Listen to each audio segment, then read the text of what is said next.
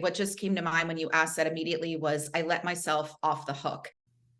What you just heard was the voice of my next guest, Kate Eckman, as she talked about losing 2 soulmates in 1 year to the rising rates of suicide. Stay tuned for more.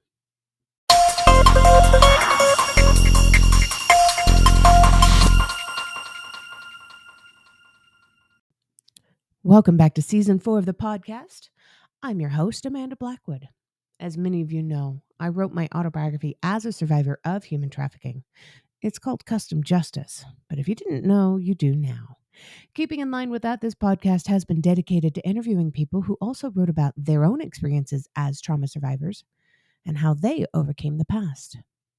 Stories of hope live here. Thank you so much for having me. It's a joy to be here with you. Of course, of course.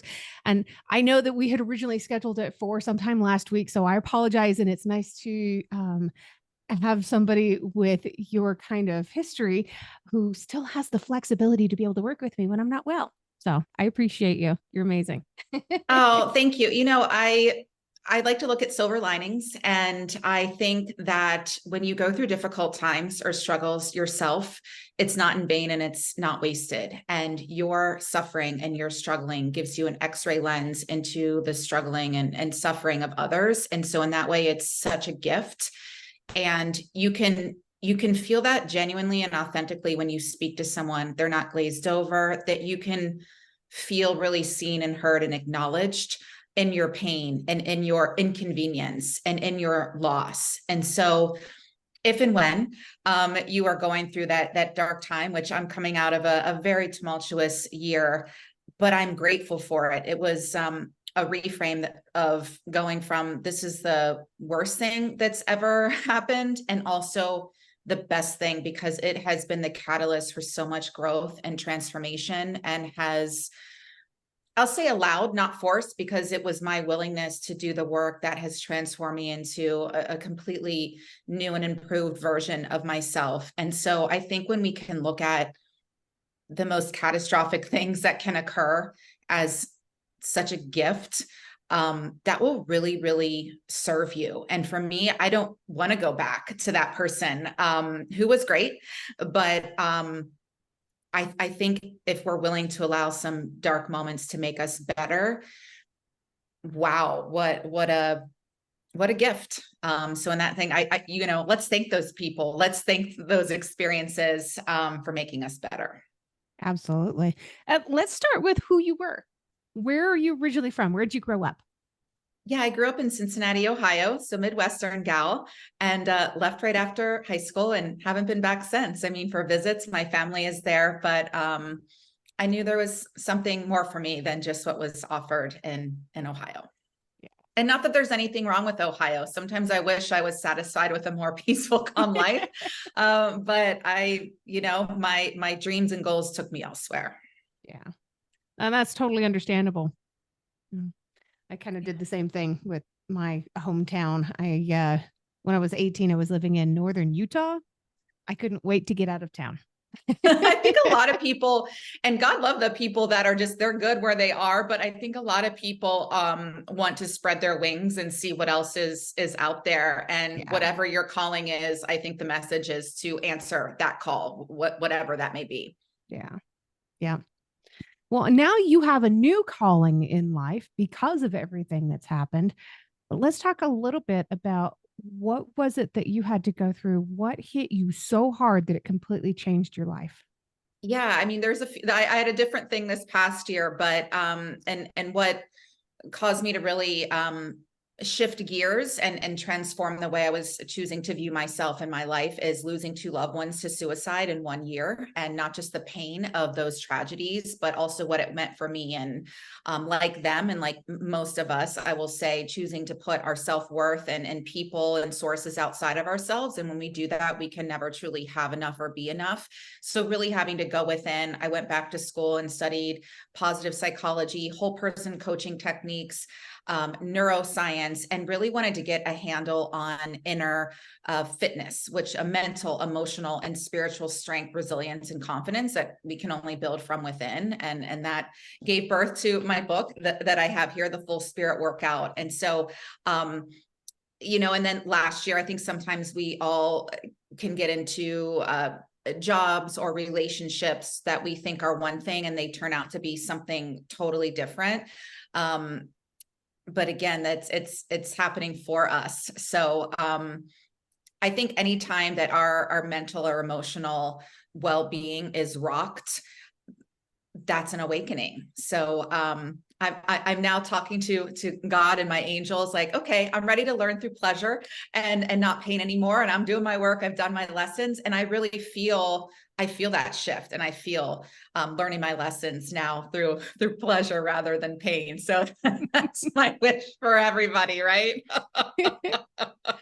And I love that you're talking about finding that sense of value within yourself, because there's so many people who find and anchor their sense of value to other things and other people and other positions.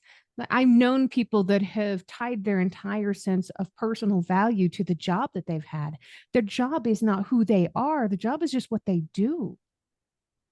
Yeah, I think we're all guilty of that. I think women primarily, and it's I don't want to say it's our fault, it's this, we're all given these scripts at birth. And part of women is, you need to do everything and you better look perfect while you're doing it. And so much value is placed on what we look like and those externals. With men, it is more about the job and how much money you have. And these are so outdated dinosaur concepts, but yet you see it played out every day.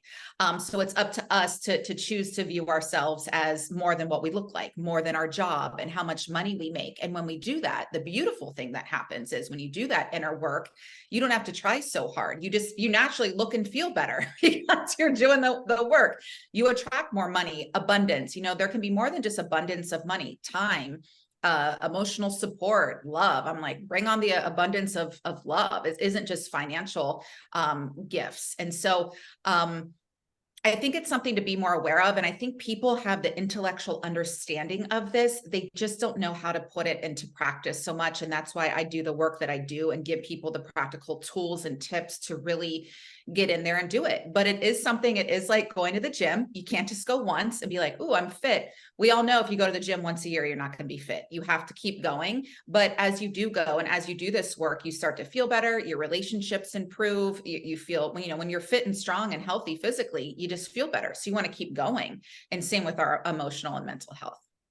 Absolutely. And I've known a lot of people that believe that going to a therapist means that the therapist is going to, after a year of visiting them once a week, the therapist is going to wave a magic wand and it's going to be done. You wouldn't go to the gym to watch TV. So why are you going to a therapist to expect them to do all the work?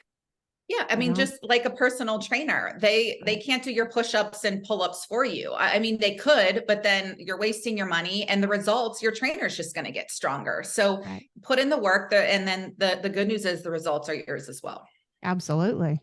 So how did your life overall and your personality and everything kind of change when things kind of went sideways when you lost your loved ones? I think I had to really get honest about how I was choosing to live my life. And again, because you get so much validation from society, you're achieving these goals, you're doing things that impress people, you're making the money, you look the part. I always look the part from the outside. And that's why I think so many people were shocked to read the introduction to my book, even, where it's just like, wait, you struggled with self-esteem and you were constantly in anxiety and overwhelm and battling all these inner demons, but you made it look so good. And I think that's such a message to everybody. You see people like even you, it's like, oh, you look lovely and beautiful and happy. And we have no idea what's really going on for you. And maybe that day you are feeling beautiful and happy on the inside, brava. But we're humans. I think the sooner that we can embrace the full spectrum of human emotions, and that it's actually healthy to feel sad. It's healthy to feel angry at times. My coach, I started working with coaches when I was 23. And I remember sharing this story with her. And at the end, it was like, can you believe he did that? And she said, yeah. And she said, may we never be surprised when a jerk behaves like a jerk. And it's appropriate that you're upset. We're not robots. We're not blow up dolls. And so allow yourself to feel that. As my coach now says to me, if I'm upset, she said, you get to be. And then what are we going to do with it? You talk about it, you release it, and then it's like, okay, what decision am I going to make from there? Right. Wow. What do you feel like was the most helpful when you were trying to recover from everything that you were having to go through?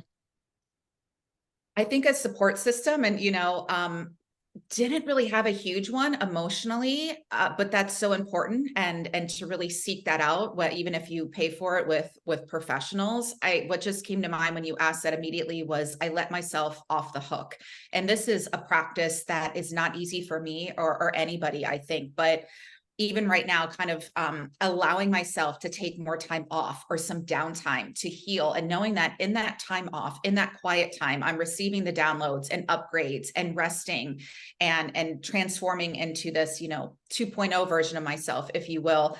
And that is achieving something rather than this constant hustle and grind. And I got to be at the computer 12 hours a day and constantly be achieving and performing and accomplishing, and knowing that peace of mind is an accomplishment. Having a 3-hour lunch with your friend you haven't seen in years and connecting in a deep and meaningful way is accomplishing something. And so really getting a handle on the reframing. But for me, it is, even yesterday, I caught myself, I'm like, oh my gosh, is this me owning and embracing not working today on a, what was it, like a Thursday or whatever day it was, a work day, if you will. And really owning that and knowing that I'm raising my vibration, and from this elevated state, I'm going to attract better, or at least more appropriate things and people in alignment with who I am now, and who I want to be and where I want to go. I think that is so beautiful. And I've just recently started kind of doing some of that myself. And I've been able to get a better handle on my medical issues because of that, because I'm taking a little time off here and there. Yeah. Yes, sometimes our medical issues will force us. When you're in the emergency room, there's no, going live on television, what I do, there's no creating the next thing. You're not writing this groundbreaking manuscript from the hospital bed. Maybe you're getting some ideas, but something tells me the medication's kind of taking you out of your creativity. And so sometimes we are literally forced, and I'm aware of that now, and so conscious of, I don't want to get there, so I'm going to take the preventative steps and measures, even if it seems counterintuitive, even if everyone around me is judging. How many times do you get the must be nice? Nobody had any problem with me working 16 hours a day and being burned out and filled with cortisol and crying every day and ending up in the hospital. Never. That's like normal. But then you go to the concert, you go on the last minute vacation, you take time off. You even get from the people like, oh, like my waiter the other day, oh, are you not working today? And he didn't even say it to be a hater, but it was just this concept of, can I not be at lunch for 2 hours on a Wednesday by myself in my Pilates outfit? Why do I have to be working? It's our culture. And so it is a conscious unsubscribing from that. And that's why you will probably need to spend some more time alone in quiet. You may have to say goodbye to some relationships. You may have to not write or call some people back. And right now I've moved into a place, and I can feel myself maybe disappointing some people who are used to taking and using and taking advantage of me, my energy, my desire to give, and being okay with not giving to them so that I'm giving to myself, and being okay with being somebody's villain. Can you believe, you hear that must be nice mentality, victim mentality. So please stop yourself. If you see the person on the lovely vacation, if you see the person doing whatever it is that you want to be doing, look at that as a sign that that is coming your way. Look at that as that is possible for you. And it will be even more possible from you, where you are happy for the person that's doing it, and say, oh my gosh, it's so awesome. Enjoy yourself, rather than must be nice. And it's really important to understand your own healthy boundaries too, and to have those healthy boundaries in place. Because like you said, there's going to be those people that are accustomed to using and taking, and you have to know where to draw the line. And if this person is constantly using and taking, and they're not adding any kind of value to this relationship or this friendship in any way, that's not actually a friendship. That's a symbiotic relationship. That is a worm that's feeding off of the fish. Let's stop being the fish. Yeah. Yeah. And listen, this is not easy. this is simple. These are simple concepts that I think 9 out of 10 people understand and understand well intellectually. The challenge is putting this into practice consistently and making perhaps behavioral changes that you've never made.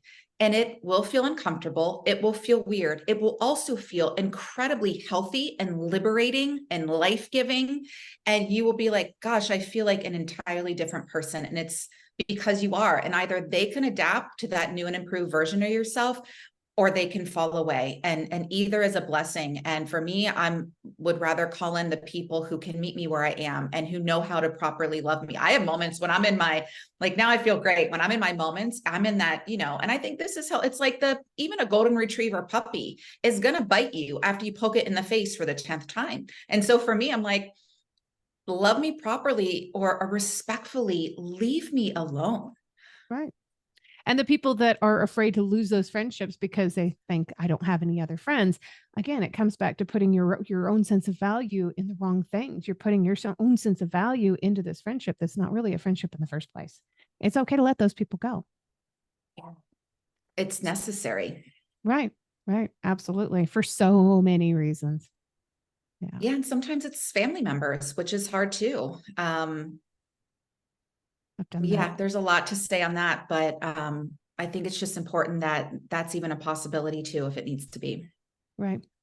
Yep. I had to do that with my family years ago, and I miss them, but that doesn't mean that it would be any benefit to me to allow them back in my life. Oh, and I'm so sorry to hear that. I like my concept too. I've adopted is yes, and I'm sorry to hear that. Yes, and I'm really proud of you for establishing that boundary. That sounds like it was to the benefit of your health. It was. And thank you. I love the way you frame that. Yes. And I need to remember that. Yes, and this sucks. Yes, and this is going to be the catalyst for something so much better. Yeah. Yeah. Absolutely. As much as we all hate commercials, they are a necessary evil these days. That's what keeps the show on the air. You can show support by purchasing one of my mini books or donating through PayPal, or even just leaving a review on whatever platform you listen to this podcast on. You can find the links for the books or donation options in the podcast description under the guest information. As always, a portion of the proceeds of everything made do go to local organizations that help fight human trafficking. Now back to the guest. So tell me a little bit about your book. What inspired you to write your book? Yeah, it was this, tragedy I had and losing 2 loved ones to suicide. And it was really the birth of, I was an athlete for 17 years. I was a competitive swimmer, and I knew how hard I had to train my physical muscles to compete at a high level. And I thought there really isn't programs, at least mainstream, that talk consistently. It's this obsession in our culture about our physical muscles and appearance. But what about our mental, emotional, and spiritual muscles? We aren't working those out on a consistent basis to be strong and resilient and confident from within, which is from within, so without. And so I went back to school and studied these concepts and created a program that helps us become, Olympic athletes on the inside. I said my abs, my physical abs, no 6-pack, but my spirit is the 6-pack washboard abs.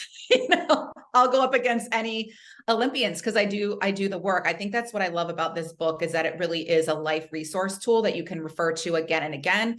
I made it for all different types, however you learn your thought process. Some people learn by journaling. Some people absorb through meditation. Some need the Coach Kate check-ins where I ask all of the deep questions, which is great, especially if you aren't in a place to afford a professional coach, where you can take yourself through that programming, and also with stories with a lot of science and research. So I really packed it for everybody and their learning style. And it really is a book for everyone. I think teenage and up. I have 80-year-olds that give me great feedback. I've got the high school and college kids who think, oh my gosh. And I think for myself too, I would have loved this resource when I was growing up, because there just wasn't this emphasis. And so it does have the spiritual components as well as the mental and emotional. And it's called the Full Spirit Workout because it is a play on the full body workout that you often hear advertised at the gym. But the full spirit is about, bringing your full spirit to everything you do and everyone you meet. It's showing up like you mean it. It's knowing that no one can destroy your spirit. They may be able to destroy other other things. We see that in our world today. But really, your spirit, it's your experiences, it's your education, it's your relationships, it's your relationship with yourself and source, if you believe in a higher power. And that's what I love. Like, nobody can ever kill our spirit. I mean, people will try, but our spirit is eternal. And so it's really living life from this place rather than from the ego, who's just constantly on our case telling us that we aren't good enough. And there's enough people out there telling us that we're not good enough. We need to silence the voices in our own heads trying to repeat the same message. Yeah, absolutely. Do you feel like a lot of these lessons are more difficult to teach now because of social media and how we're tied into the value that social media brings to our lives? It's interesting. I do think about this, and something I hear a lot, and even, I love my intuitives that I see on social media or that I meet, and, I'll do a reading with them, for instance, and I get just beautiful feedback. And a few people have said, and it was such a compliment, but also, they almost phrase it in like, yeah, I can see where it's kind of like a detriment to doing some of these things, where they said, your heart is so pure. And I don't even want to put out there that, people, what is that saying? Like, good guys finish last. And it's, you see in our culture, a lot of evil forces and people with evil intentions, whether it's just like extreme greed, they will screw everybody and anybody over through lies and everything else to get ahead and to create this wealth. Eventually that catches up to people, and anything done in the dark will eventually come to light. And so sometimes it does just, it's like, man, as people say, you're fighting the good fight with these concepts and really leading with love and heart and morals and values and strengths and things like that. It's not the TikToks that go viral, like, here's how to make $1 million in 5 hours. That's not what I'm doing here. I'm teaching the long game, really. It's like doing this work so that you become the person who can actually achieve your cherished goals and live this deeply fun and fulfilling life and have the abundance, whatever that means for you, and the relationships. And so a lot of it does seem counterintuitive at first, because I'm going against, the thinking of the world that is all of those things that we all know. And so I will say this does work if you do. And it's been fun for me working with professional coaches, for them to just see, and even they're just like, wow, you've done the work and it's working. It doesn't happen overnight. Just like getting super fit, you're not dropping 50 pounds of fat that's harming your health and getting super fit in a day. It does take time, but that process is so rewarding. And in that time, you come and develop the character to maintain that and to take it to the next level, and then also teach and help others if that's your goal. But this stuff really does work if you do. But even like the making, the people that are like, oh, make $1 million, do all these things. There's people that do that, but you have to post like 30 times a day and do all that. And so a lot of people, they're not willing to do that either. And so they fail. So why not do something that is actually going to work? And whether you get the $1 million or not, you're going to feel like a gazillionaire on the inside. That's absolutely beautiful. I love it. I love it. So who inspires you the most? Mm. But the first thing that came to mind was God, and God to me is love. It's not religion. God inspires me the most. My angels, my loved ones who have crossed over, who are always around and guiding and loving and supporting me. I think anyone who is willing to see and accept their own divinity and lead with that. I'm kind of in my heart, but leading with that heart and love space. I think people who have stayed true to their values and haven't compromised them, even if it means the end of relationships, jobs, things like that. Because like I said, the long game, eventually, like, you get your reward and it does pay off. And sometimes, I think, gosh, if I just would have sold out, I could have had X, Y, and Z, but I'm just like, I have to look at myself in the mirror every morning. I don't want to, I can't sell out. So, I think people like yourself inspire me. I think people that are willing to admit, like, I'm going through a hard time, or this happened, and it hasn't made you bitter or resentful or outwardly mean.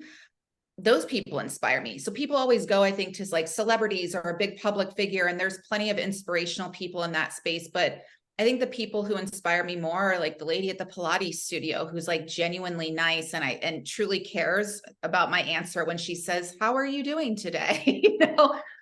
Those people inspire me. Awesome. And I know you have a copy of your book there handy. Have you got a part of it that you would like to read for us?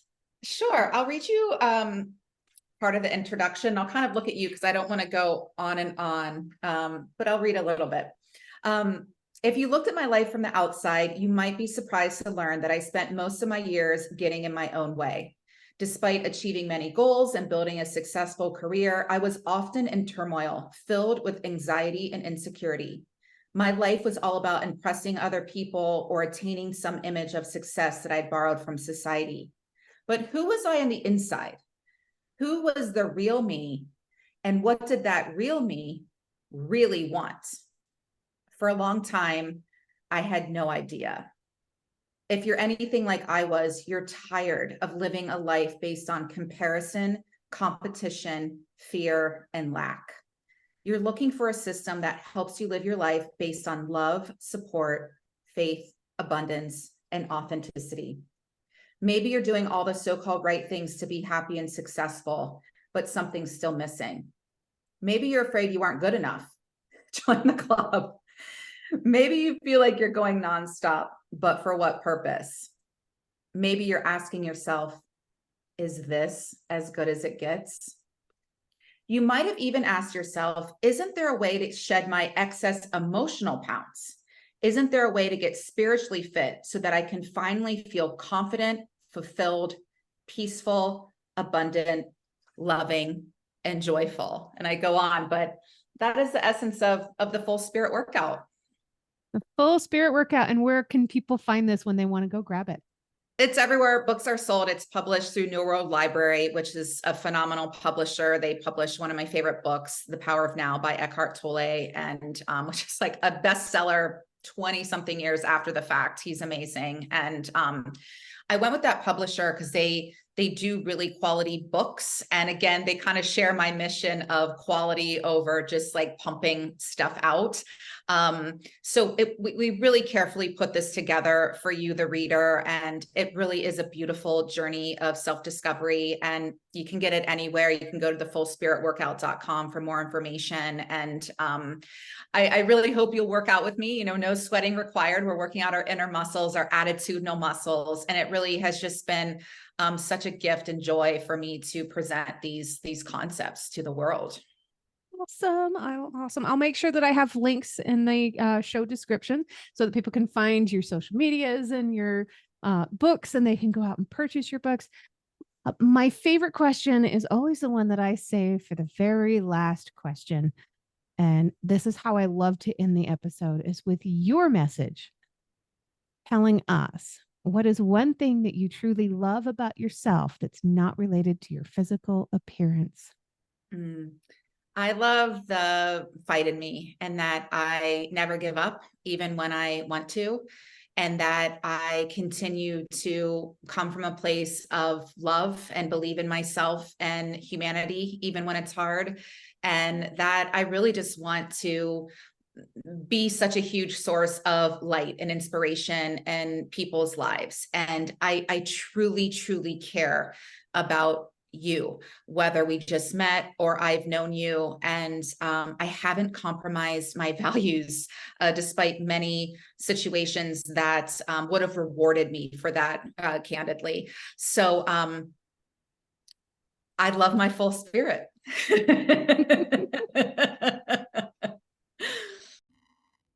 If you've enjoyed tonight's episode, please make sure you check out the episode description. There you'll find links on how you can learn more about this guest, links to connect with them on social media, and how to support the podcast. Remember, I don't get paid to do this. My boss is a bit tight-fisted. I can say that. I work for myself. In short, this show really is all about the guest. If you've enjoyed their interview, please feel free to let them know.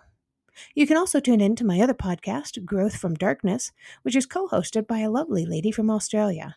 We talk about what trauma responses are and healthy ways to move beyond the past. For more information, just go to growthfromdarkness.com. You can also follow us on Facebook at facebook.com/growthfromdarkness.